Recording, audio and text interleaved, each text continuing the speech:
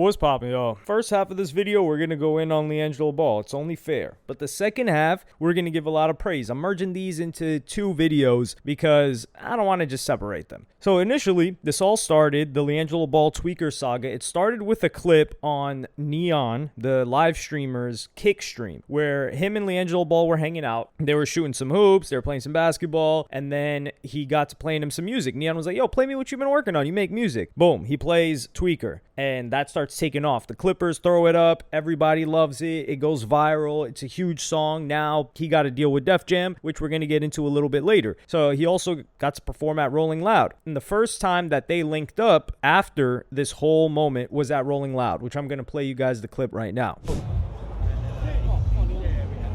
Jello!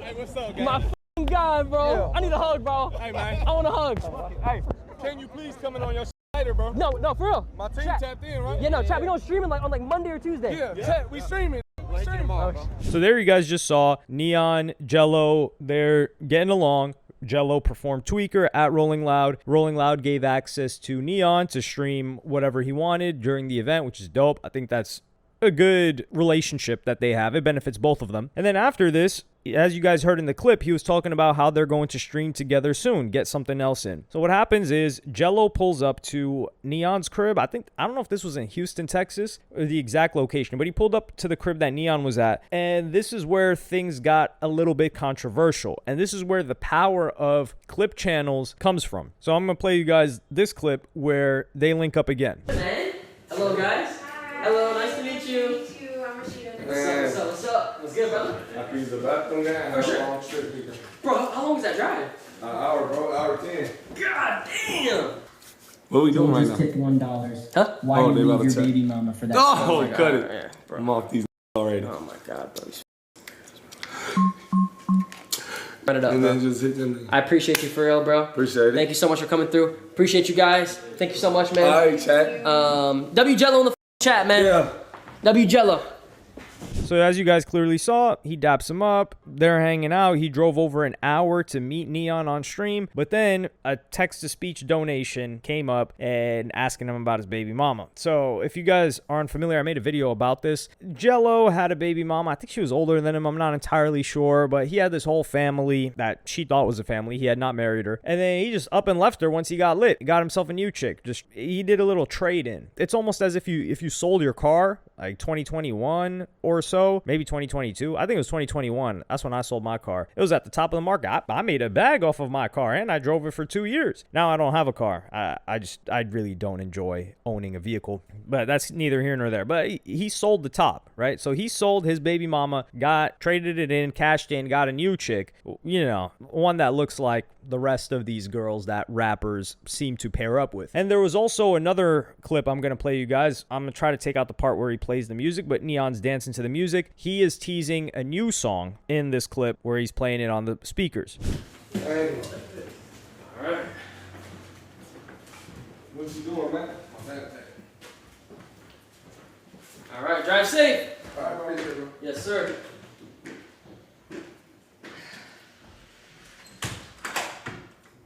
Oh, this chat, bro. I don't know what y'all want me to do, bro. You didn't plan anything? Bro, this was supposed to be a 30-minute stream. Yo. I'm like, sorry about the stream, oh. Bro, can you explain to me why this chat is so mad, bro? Bro, I ain't gonna lie, bro. But I left, I came back, the nigga was gone. You didn't watch anything? What happened? Huh? You didn't watch it?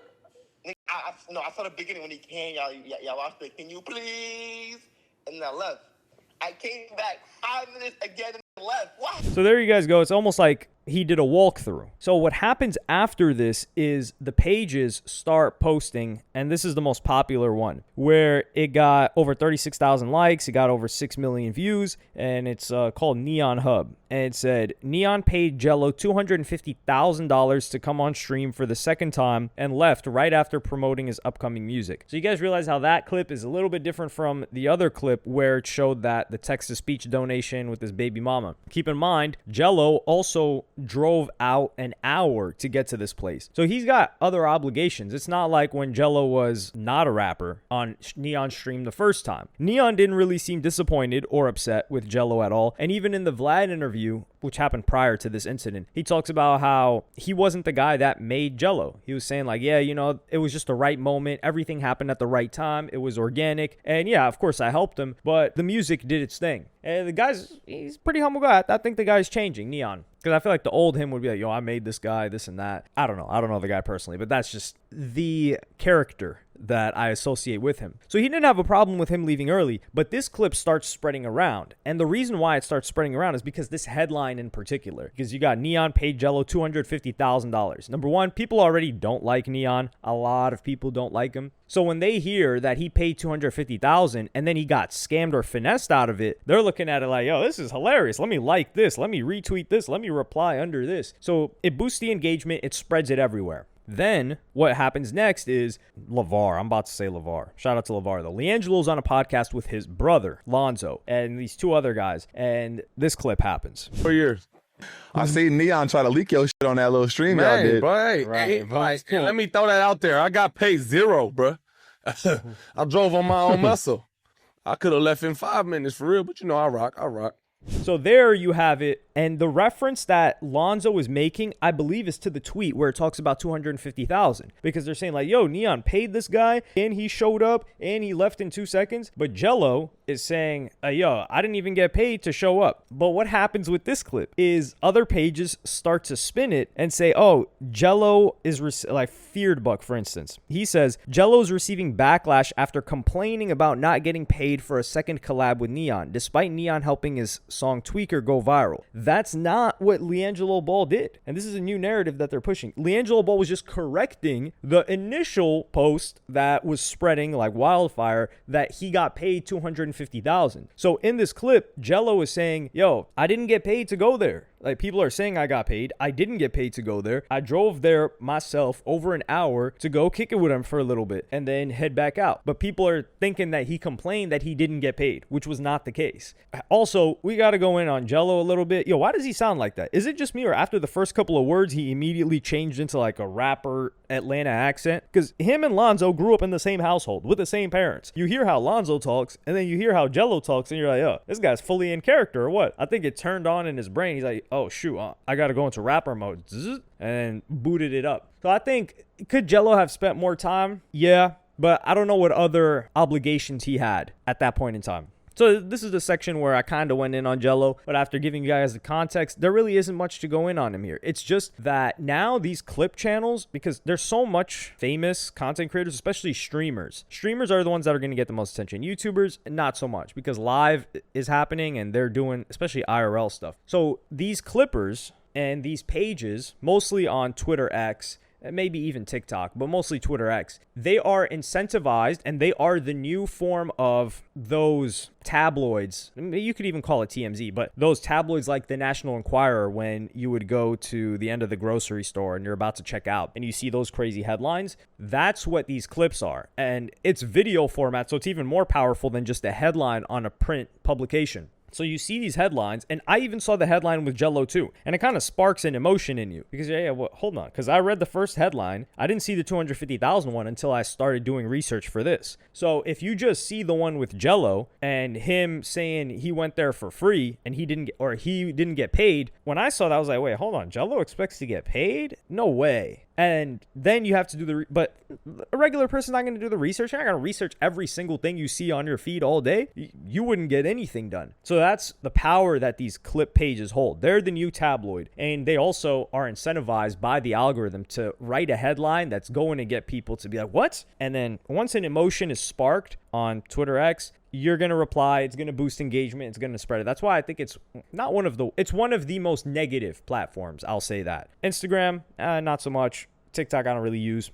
But yeah, there's that. Now I want to transition this into Jello's career, which I think is being handled great. I remember I talked about Def Jam, and I got to give credit here. I talked about Def Jam. I said they have been terrible. They have been a graveyard. We haven't seen anybody sign to them and do well. Jello, I think they're doing very well with him. For instance, once he dropped the music video for Tweaker, which is still on the charts, by the way, it's at 72. The previous week, it was at 82. So it's jumped up 10 spots. Now, I think it jumped up those 10 spots because Cardi's second week came in. So a lot of those songs songs on Cardi's album fell out of the charts when they basically all got on the charts. So that's an important thing to consider when judging songs going up or down a bunch of points. Because if a artist that's really big drops an album, pretty much their whole album is going to chart for a week, and then a bunch of those songs will fall off because of the initial hype of the album. But it's been on the charts for 12 weeks right now. And then when they dropped the music video for Tweaker, they had all the brothers in it, and he was teasing the next song already, which we saw a clip for it on social media, which was Can You Please. Surprisingly, Can You Please dropped really quick. Can You Please, the lyric video with Glorilla, dropped a couple of weeks ago. The music video also dropped. And I think it was a good addition to get Glorilla in there. You've got Jello pretty much living the lifestyle now, the rapper lifestyle. The music video dropped for 2 weeks, and he teases the music video or the new song that he also teased on Neon's stream at the end of these videos, which I always love this.